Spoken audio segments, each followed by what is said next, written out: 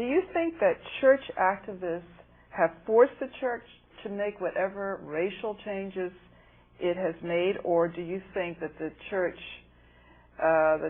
leaders have done this without the activists? I think probably it's a happy combination of both, because I think that the hearts are being touched. Hearts are being touched, the hearts of the leadership in religious congregations, the hearts of the clerics, priests, the hierarchy. I think that probably it's a happy combination of both those forces. I would hesitate to say it's just the activists, though that they have been a force. Because I was thinking about, for example, the Constitution of the United States and all the amendments. The people really have forced the government of the United States to do what it's supposed to do for the people. That's why we have all of those amendments, because the original Constitution was not inclusive. So I thought maybe in a way that the activists, such as yourself, have done that to the Catholic Church. Certainly they have. Balanced. Sure they have. There have been bishops who are very active, are really extreme activists. Bishop Grumbleton, for example.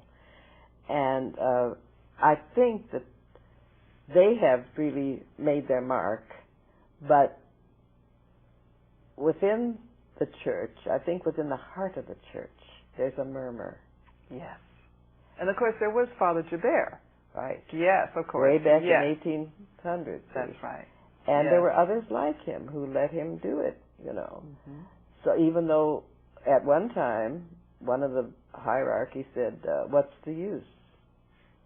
Let these women go out and become good housekeepers. That's all they saw in us. Here were some black women. They didn't think about their education. There are some black women who can sew and cook. Let them go out and be good housekeepers. Yes. See, that's all they saw. Yes. One of our early sisters was with us for 14 years, and when her Father Joubert died, she asked to get out. A priest had invited her to Michigan if anything went wrong. She was a very fair-skinned woman. And she negotiated with that priest in Michigan, Father Gillet, and she founded the IHMs, which is a huge congregation of white nuns. These farm girls out there in Michigan flocked to her. She was persecuted by the bishop, who learned that she was black. She fled. She was called to another diocese by another bishop, who also, the tale spread.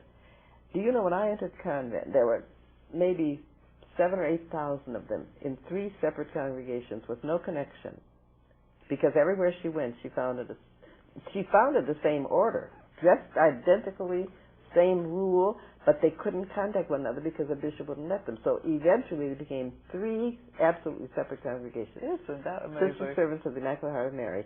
But do you know, when I entered the convent, it was a very big secret that their foundress was one of us. They didn't learn it. I mean, the young sisters were not told this, and she wasn't acknowledged to be their foundress.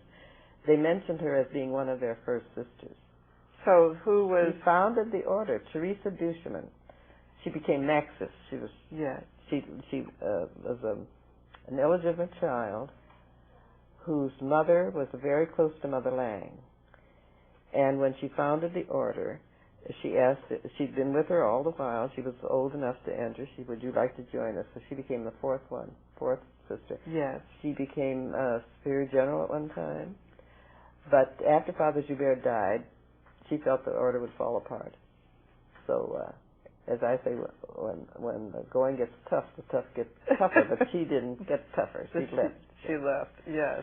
But that's interesting about the nun who was very light-skinned, because that brings about another question that perhaps, or maybe a statement, perhaps there were some nuns who were passing, who were in those predominantly white orders. I doubt it seriously. No? Though they may have been. But when they first opened to black women Mm-hmm. in 1950, they were carefully selective, and they may have they took the very light skin and those who were from professional families. They were very picky and very choicey about it. But there certainly may have been white people of color in passing for white. I think I knew one in a Franciscan order in Chicago, but we never could be sure of it. Yes.